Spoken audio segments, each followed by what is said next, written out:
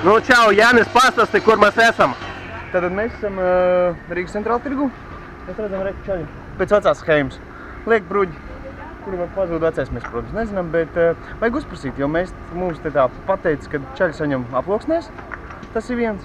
Un otrs, nezinu, tas te arī skatās sarkanais, tas granīta bruģis, vai ne?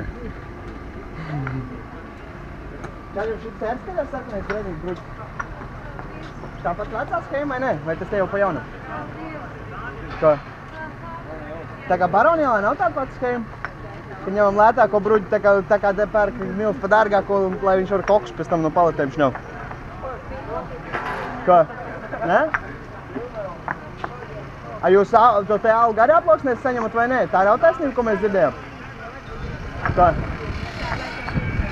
Ir vai nav tā taisnība? Mēs interpējam. Nē, tagad, varbūt var arī strādāt, zin kā es... Varbūt arī nefilmējam. Kāpēc? Mēs esam publiskā vietā. Mēs esam publiskā vietā. Kāds starpības? Nu, tieši tāda arī ir starpība.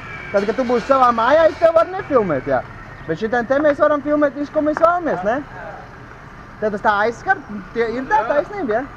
Ko? Jūs saņemat to te algu, tad aplosnēs, vai ne? Ko? Vai to jūs nevar, jums priekšnieks teica, lai jūs nerunājat par to? Sarkanais granīta brūģis, ķipa. Bet paletes bija parastais šitas te pats, kas šeit ir. Cena, protams, atšķirās diezgan krāsi. Tā kā, nu, te ir vecā schēma, vecie atkat noteikti Nils tagad savā ofisā trīs koks līnijas hujārī pēc kārtas katrā nāsī. Vai ne, puiši? Jūs arī hujārīt koks, vai ne? Jums varbūt Nilam vajag uzprasīt, viņš ir aktīvs, viņš tā ātrāk iet darbu.